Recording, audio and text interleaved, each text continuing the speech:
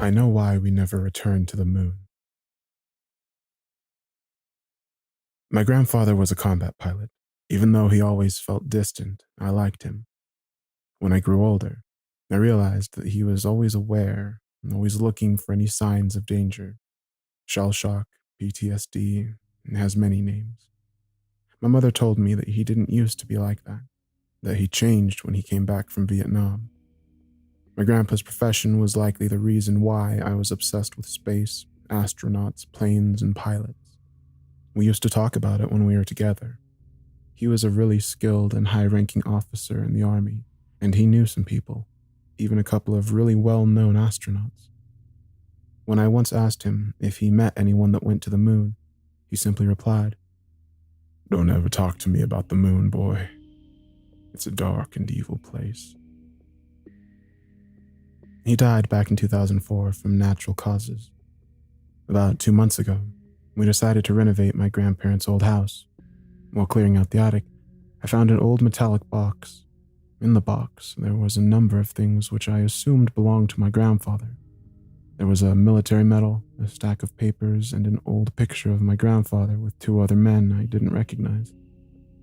My grandpa looked around 40, so I assumed that the picture was taken in the 70s. All of them were wearing spacesuits, and the scene was a typical backdrop used by NASA. But the logo was missing. Only a blank monochrome background. The mission patch was titled Dawnbreaker. I didn't understand anything. My grandfather was an astronaut? Why didn't he ever tell anyone about this? Dawnbreaker? I never heard about such a mission. It must have been covered up really well, but why? I found the answers in the papers at the bottom of the box. Before I continue, I have to warn you that many people may find this very disturbing. My dear family, if you ever find this, I must confess something. In 1972, I wasn't in Vietnam. I wasn't supposed to tell anyone, but if you have found this, it probably doesn't matter anymore. Back in 1965, me and a handful of other pilots were selected for a non-public team of astronauts who would participate in covert missions in space for our government. We wouldn't get the glory and fame of regular astronauts, but our country needed us. And so we were there. In early 1972, we were told that for an unspecified period of time, our country had a secret satellite orbiting the moon. They never told us what it did or why it was there, just that a few weeks prior it had crashed to the surface on the dark side of the moon for unknown reasons, and that the data it carried was crucial. The government needed to recover it, and thus was sending me and 2 other astronauts to reclaim the satellite's memory module. The equipment of the planned Apollo 18 mission was essentially transferred to us. From what we'd been told, the Apollo team was furious. They had a reason to be, after all. It seemed that whoever we've been under was much more powerful than NASA. The whole mission was top secret, obviously. I was officially deployed in Vietnam, while in reality we underwent extensive training for the mission. After a couple of weeks, we found ourselves standing on the launch pad, in front of this behemoth of a rocket that would take us to the moon. I was the mission commander, while Lieutenant Carver was the Lunar Excursion Module, LEM, pilot, and Lieutenant Ackerman was the Command Service Module, CSM, pilot. The flight to the moon took roughly 3 days. After arriving, we made a couple of orbits around it. Each time we flew behind the horizon created by the moon itself, I felt a bit of helplessness when our communication to the world went dark. As the signal got obscured by the spherical mass of rock and dust below us, the dark side of the moon is nothing like the light side, which we see on an almost daily basis. Instead of smooth gray fields and tranquil lunar seas, it was completely covered in dark, deep craters and holes, like as if it was being slowly eaten away by the universe itself. It was finally decided to begin the descent to the surface. Me and Carver exchanged wishes of good luck with Ackerman, and in the lunar module, named Sharon, we separated from the CSM named Trinity. After we announced, "Sharon has touched down," Our response wasn't cheers and applause, but just mere, "This is Trinity. Congratulations, Sharon. I'll relay the news on the other side. Be safe out there, pals." Just like that, we became cut off from the rest of the world. Ackerman was our only link. While he was above the light side, he could communicate with ground command, and while above the dark side, he could communicate with us. Never both at once. Even though the CSM's orbital period was roughly 2 hours, we would be in touch for only about 35 minutes on each orbit. We landed on a flat plain inside a huge crater. Contrary to what some people believe, the sun shines at the dark side of the moon the same way as the light side.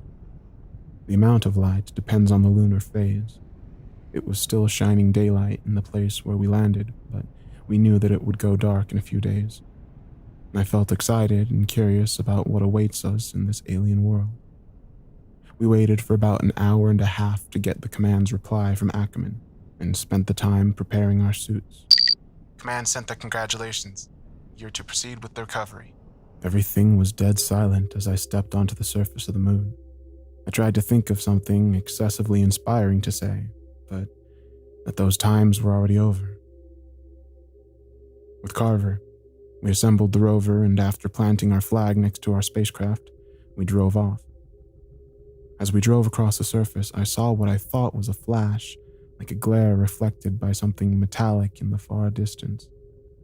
Since it was fairly common to see flashes of light because of the space radiation interacting with our eyes, I didn't give it much thought and soon forgot about it. After driving around for a couple hours, we reached the satellite, or what was left of it.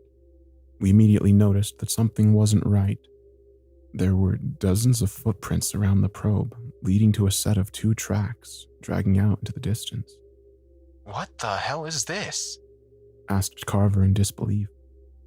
I don't know, but it seems that somebody got to what we came for before us," I replied. Both the tracks and the footprints were different than ours. Whoever took the data wasn't here under the American flag. As I expected, we didn't find the data box. We found the part where it was supposed to be, but it was missing. Luckily for us, we were just in contact with Ackerman, so we reached out to him to describe our findings. "It doesn't make any sense. Who would take it? Russians? They don't even have a lunar program. Even if somebody took it, how could we not be aware of that? How can the Russians land on the moon without us noticing?" he responded. "As far as we know, the Russians have no idea that we're here, said Carver over the radio. "We're going to follow the trail." I cut off their conversation. Are you guys sure about this?" "Hell, I'm not sure about this. We're clearly missing something here, but I'll do as you say, Cap," responded Carver. "Yes, if whatever was on that probe was so important for 2 countries to send people here to retrieve it, we have to find out what happened to it," I replied. "Copy that, Sharon. I'll relay your whereabouts to command as soon as I can. Be careful out there." Our oxygen was about at half capacity now, but we moved on with hopes of solving this mystery. It wasn't long until I saw something in the distance. As we got closer, I realized that it was a spacecraft. Its design was different than ours, and it was decorated with a flag of the Soviet Union. I couldn't explain why, but I felt that something was really odd about the spacecraft. If there really was Russians with us on the moon, they would have picked up our comms long ago, so there wasn't a point in hiding. "To the unidentified Soviet leader, this is the crew of Dawnbreaker. Please respond. We know you're here. We have you in sight." Nothing. We attempted to contact them several times again in both Russian and English, but always received only silence in response. We got closer, and I realized why I found the spacecraft odd before. It looked like it had been there for a while. We didn't see much of the interior through the small windows, which had been covered by something from the inside. "Our air is running low. I don't like this, Miller. We should really head back now," said Carver with a clear uneasiness in his voice. "I know, but we have to find out what's going on here." It took some time until we figured out a way to open the airlock. No one was home. The inside was a mess. The interior was splattered with brownish red fluid, presumably contents of one of the many opened food packets lying on the floor. Or was it? No, I quickly pushed that thought out of my mind. It was a two-seater craft. There was a small amount of leftover supplies and samples, but no signs of the satellite's black box. There was a spacesuit hanged on the wall near the airlock, 2 occupants, and one spacesuit with a clearly missing name tag. We both quickly realized that the other one must still be out there somewhere, along with its occupant. At this point, we were really low on oxygen, so we rushed back to our spacecraft. As we reached Sharon, with the last bits of oxygen in our suits, I realized something. "Tell me, Carver, was it just me or did we not pass the wreckage on our way back?" I asked. "Fuck, don't even mention it. It wasn't there, that's right." We shared our intriguing discovery with Ackerman later, and he was as surprised as Command was when he informed them in turn. That night, I took watch for the first 4 hours. It wasn't really a night, since the sun was still shining, but for the sake of timekeeping, we referred to the time when we slept as night. When it was finally my turn to sleep, I had a dream about following the Flash. I walked on until I found the same spacesuit from the Russian craft just lying there in the dust. The limbs were twisted and contorted in gruesome ways, but it was clear that someone, or something, was inside that suit. I approached and slowly began opening the sun shield that obscured the inside of the helmet. I looked in terror as I saw the inside. It was my face, covered with brownish red blood. In place of the eyes, there were only 2 gaping holes. The next day, we started picking up something on an unused channel of our radio. It was a faint signal coming from somewhere in the crater.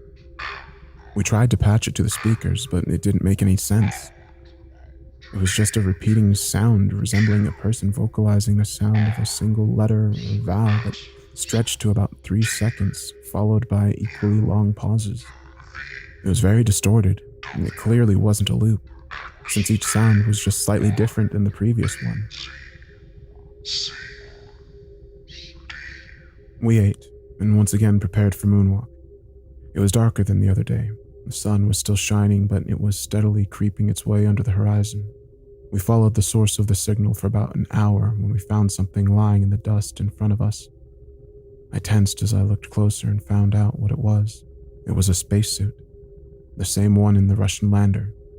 "Well, it looks like we found our missing friend," said Carver in disbelief. I didn't say anything. I simply jumped off the rover and slowly, silently approached the suit. "What are you doing, Miller?" continued Carver. Just as I was about to open the sun shield with my shaking hands, the suit came alive and grabbed my hand. With the sound traveling through our suits, I heard a "Pomogite," meaning help in Russian. We carried him to our leader. The patch on his suit revealed his identity as Tarkov. He was in shock and hypoxic. I don't know how long or why he was lying there, but he was lucky to be alive. For the next couple of hours, he fell in and out of consciousness. He eventually woke up.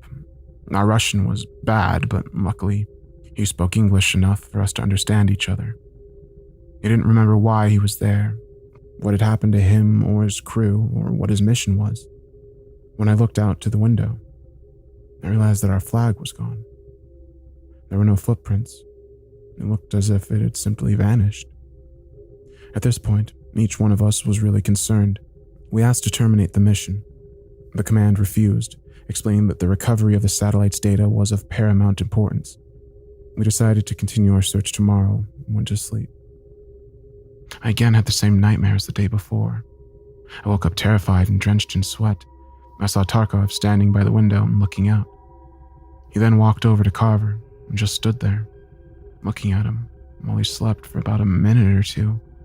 Silently, I asked him, "Tarkov, what are you doing?" He just mumbled something like "them" or "when" and lied down. I didn't sleep for the rest of the night, and I kept an eye on him, but nothing interesting happened. The next day, we found a picture or a map of the crater we were at in a pocket of Tarkov's suit. There was a point a few miles from where we were that was marked with a cross. Tarkov didn't know what was there, but I soon realized that it was right in the direction where I saw the Flash on the first day. Me and Carver later took off and headed towards this mysterious target while Tarkov stayed with Sharon. In reality, our rover had enough power to carry all three of us, but I insisted that it didn't, and that he should stay behind. I don't trust this guy, I said to Carver, after I was sure that Tarkov was out of range of our short-range radio. We land on the moon, and we don't find the box, and suddenly the probe is gone. Then we find a supposed-to-be-dead Russian who doesn't remember when was the last time he took a shit.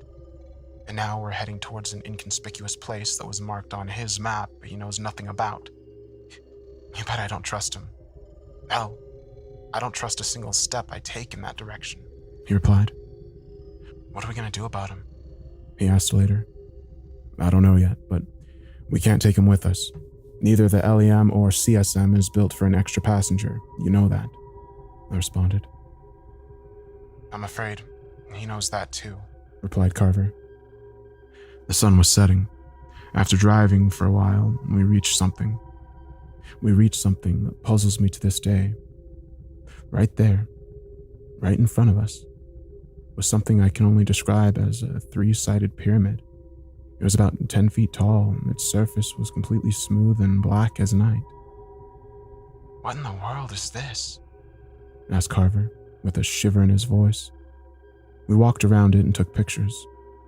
What the fuck? I suddenly heard through my radio. I turned around and saw Carver frozen in place, staring at something. There, in the remaining faint light, was a spacesuit about 20 feet away from us. I recognized the missing name patch and realized that it was the suit from the Russian spacecraft. It was standing upright, on its feet.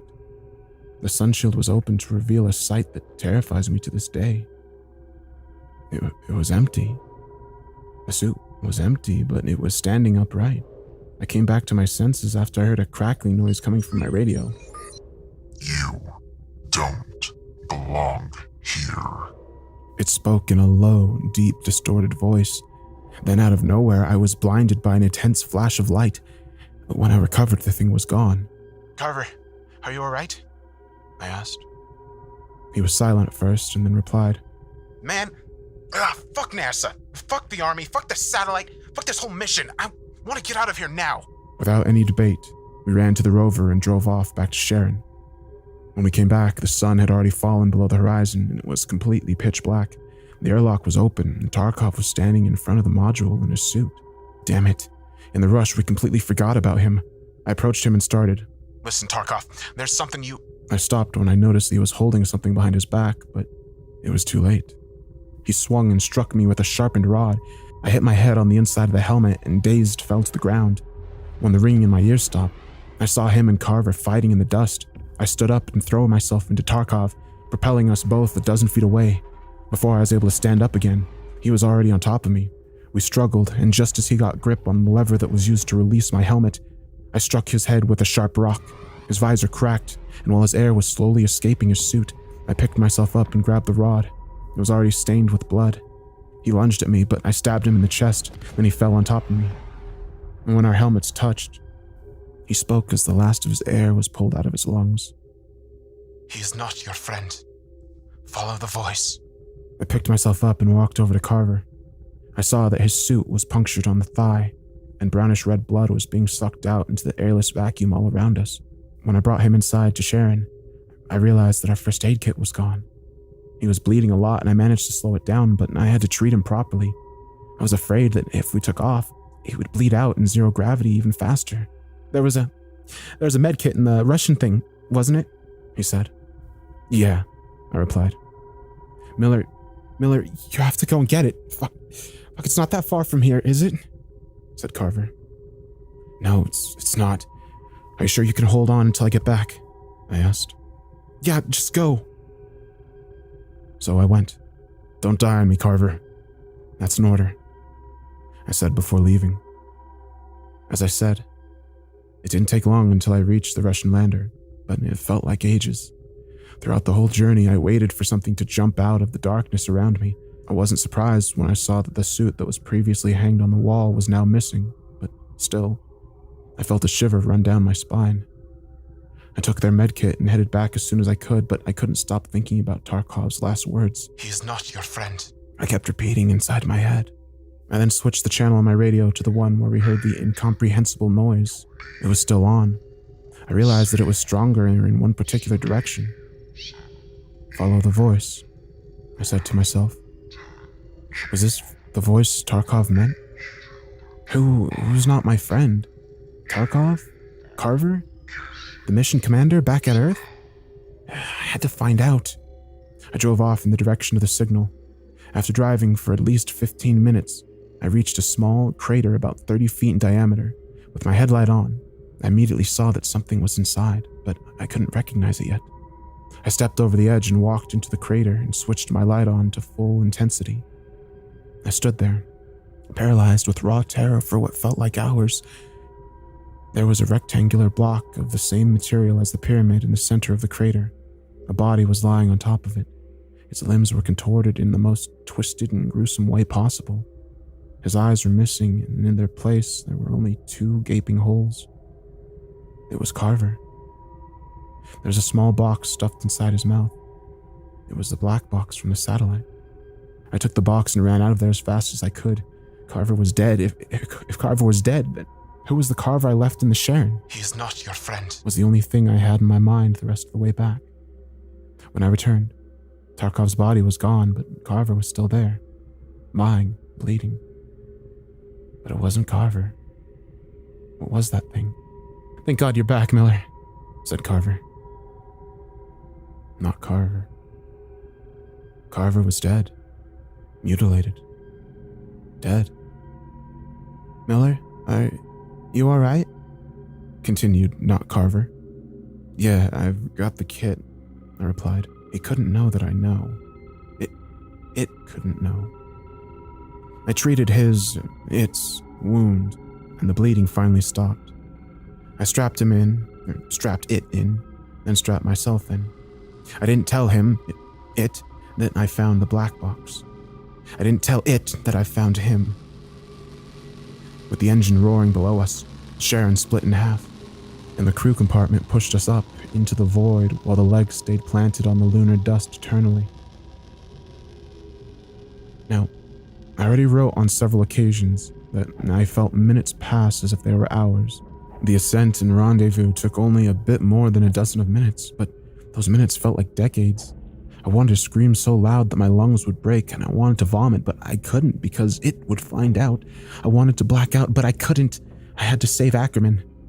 After several lifetimes, we finally docked with Ackerman in the Trinity. Throughout the whole ordeal, we kept him updated, but meeting him was different.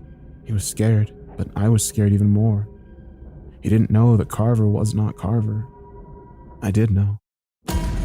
I did unstrap first and pushed Ackerman out of the docking tunnel. I did kick not Carver, in the face when he tried to follow. I did close the docking tunnel behind me. "What the hell are you doing, Miller? What's wrong with you?" shouted Ackerman and slammed me to the wall of the command module. Don't open it, Mike. It's not Carver. That thing in the LEM is not Carver, do you understand?" I shouted back in pain. Even though he was a battle-hardened soldier, Ackerman finally broke into tears. I floated past him over to the controls, and before I undocked Sharon, I glanced at the docking tunnel window one last time. And there it was. A thing with Carver's face, body, but not Carver, staring at us, but his eyes were completely smooth and black as night itself. He opened his mouth in a way that was simply not possible for a human, let out a loud, disturbing screech that I wish I could forget so much.